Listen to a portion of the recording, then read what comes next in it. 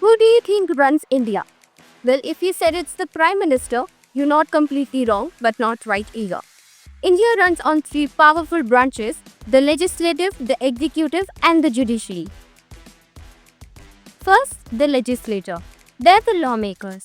These are the members of our parliament, the Rajya Sabha and the Lok Sabha. Think of them as someone who decides what rules a country should have. Second is the executive. They are the law enforcers.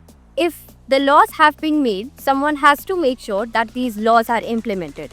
That's the job of the executive branch. It consists of the council members, the president, and the prime minister. If the legislature is the script writer, then the executive branch is the director of the movie. And lastly, the judiciary. These are the protectors of the law.